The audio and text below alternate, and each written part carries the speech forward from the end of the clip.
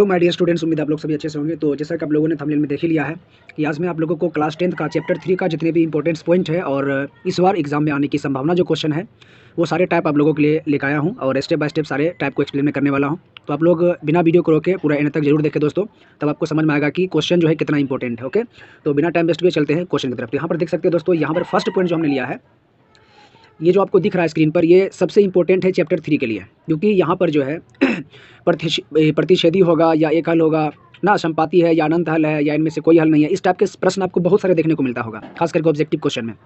तो इस पॉइंट को आप जरूर याद रखें। आपको पता है मेन काम करता है ये फॉर्मूला, समझ रहे हैं ना। यहाँ पर ये फॉर्मूला जो है A1/A2 B1/B2 C1/C2, यही फॉर्मूला जो है पूरे में काम करता है।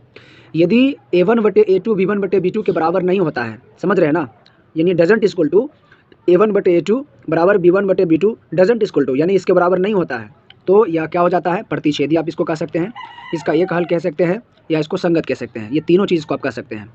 अब दूसरी पॉइंट की हम बात करें दोस्तों, तो यहाँ पर आप देख सकते हैं तीनों बराबर हैं, यानी A1/A2 बराबर B1/B2 बराबर C1/C2, ये तीनों आपस में क्या है, बराबर है।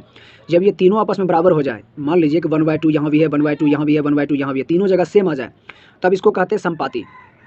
क्या कहते हैं इसको, संपाति कहते हैं। और इसका अनंत हल होता है, नहीं बहुत सारे हल होता है, और इसको संगत भी कहते हैं। तो दोस्तों इसको याद रखें कि जब इस प्रकार जो है A1/A2 बराबर B1/B2 बराबर C1/C2 आपस में बराबर हो जाता है, तो इसको कहते हैं संपाति, अनंत हल और संगत, ये तीनों हम कह सकते हैं। ओके, इसको पेज में नोट कर लीजिए और इसको बार बार देखिए, क्योंकि ऑब्जेक्टिव में फिक्स एक हिसाब का प्रश्न पूछा ही जाएगा। चलिए तो चलते हैं तीसरे पॉइंट की तरफ। तो यहाँ पर तीसरा पॉइंट में देख सकते हैं, यदि आपका A1/A2 बराबर B1/B2 बराबर C1/C2 में क्या होगा, यदि A1/A2 B1/B2 के बराबर हो, समझ रहे, और ये आपस में बराबर ना हो, यानी कि B1/B2 C1/C2 के बराबर ना हो, तो इसका क्या होगा, कोई हल नहीं। बात समझ रहे। तो या क्या होगा, समांतर होगा, इसका कोई हल नहीं होगा, और या असंगत होगा। इस चीज़ को याद रखिए दोस्तों। ये तीनों पॉइंट आपके लिए काफ़ी इंपॉर्टेंट है, इसको कॉपी में जरूर नोट कर लीजिए। और इस टाइप के सवाल जो पूछा जाता है, अब मैं आपको टाइप बताने वाला हूँ, इस पर सवाल कैसे पूछा जाता है। तो यहाँ पर आप देख सकते हैं दोस्तों, प्रश्न जो है यहाँ पर आपको इसी प्रकार क्वेश्चन दिया जाएगा, दो समीकरण आपको दे दिया जाएगा और आपसे पूछा जाएगा कि यह समीकरण कैसा है।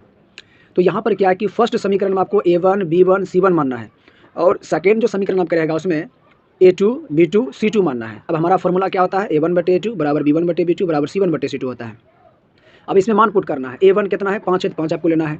A2 कितना है, 7, तो आपको 7 लेना है। अब देखिए ये क्या है B1, तो B1 कितना है, माइनस लगा तो चिन्ह के साथ आपको लेना है -4, और B2 कितना है, तो 6 है। C कितना है, C1 तो 8 है, 8 लेंगे, और यहाँ पर C2 कितना है, -9, तो आपको -9 लेना है। आप यहाँ पर देख सकते हैं दोस्तों, 5/7 कभी 4/6 के बराबर नहीं हो सकता, देख करके ही पता चल रहा है। इसका मतलब ये क्या होगा, कट जाएगा, यानी कि कह सकते हैं कि 5/7 डजंट इक्वल टू -4/6, ये आपस में बराबर नहीं होगा। और अभी जस्ट आपको बताया था, जब पहले ही बार में कट हो जाए, A1/A2 B1/B2 के बराबर ना हो, तो उसका क्या होता है, एक हल होता है, या प्रतिच्छेदी भी होता है, इसका एक हल होता है, और या संगत होता है। तो इस प्रकार आपको याद रखना है। यदि आपको ऑप्शन में दिख जाए एक हल, तो एक हल पर टिक लगाइए, प्रतिच्छेदी बोले तो प्रतिच्छेदी पर टिक लगाइए, संगत और असंगत दे तो संगत पर टिक लगाइए। तो बहुत ही आसान है। चलते हैं अगले क्वेश्चन की तरफ। नेक्स्ट जो हमने क्वेश्चन रखा है वो इस तरह से है, यानी प्रतिस्थापन विधि से हल करें। आपको इस प्रकार का प्रश्न मिलता होगा, वर्ग गुणनखंड विधि से हल करें, प्रतिस्थापन विधि से हल करें, समझ रहे हैं ना। तो इस टाइप के सवाल भी आपके एग्जाम में आता है। तो प्रतिस्थापन विधि से हल करना बहुत ही आसान है। यहाँ पर दो समीकरण आपको दिया रहेगा, एक को मानना है समीकरण 1, दूसरा को मानना है समीकरण 2। अब आपको क्या करना है कि पहले फर्स्ट समीकरण को एक को उधर भेज देना है, यानी x को या तो y को साइड भेज देना है। अब x को उधर भेजेगा तो y बराबर हो जाएगा, y को भेजेगा तो x बराबर हो जाएगा। अब जो भी चीज़ आएगा उसको क्या कीजिएगा, समीकरण सेकेंड में पुट कर दीजिए। और समीकरण सेकेंड में आपको यहाँ पर क्या लिखे देख लीजिए, समीकरण 2 में x का मान रखने पर, कब, यहाँ पर समीकरण फर्स्ट यहाँ पर क्या किए, y को भेज दिए, सेट x को रहने दिए, x बराबर हो गया 14 - y हो गया, समझ रहे ना।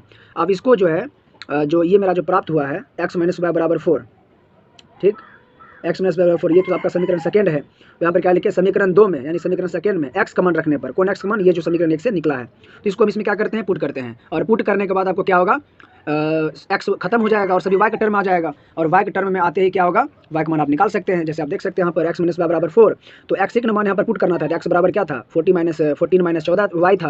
तो यहाँ पर दीजिएगा क्या होगा, यहाँ पर आपका हो जाएगा यहाँ से क्या हो जाएगा 14 माइनस 2y होना चाहिए, तो माइनस मैंने जुड़ जाएगा तो क्या होगा -2y, 14 को भेज दिया इस साइड तो हो गया -2y बराबर कितना, 14 में गया 4 तो आपका हो गया कितना -10, 2 से कट गया तो y का मान आ गया 5। यही y का मान जो 5 आया वही समीकरण 1 या 2 में पुट कर दीजिए तो वहाँ से x का मान निकल जाएगा। तो इस प्रकार आप x y का मान आसानी से निकाल सकते हैं। तो दोस्तों उम्मीद है आपको वीडियो अच्छा लगा, वीडियो अच्छा लगा यदि तो वीडियो को लाइक करें, सब्सक्राइब करें और इसी प्रकार वीडियो में कंटिन्यू बने रहने के लिए नोटिफिकेशन को ऑन जरूर कर लें ताकि जितने भी मैं वीडियो बनाऊँ आप तक सबसे पहले पहुँचे। तो फिर मिलते हैं आप लोगों से नेक्स्ट वीडियो में एक अच्छे वीडियो के साथ, तब तक के लिए जय हिंद, जय भारत।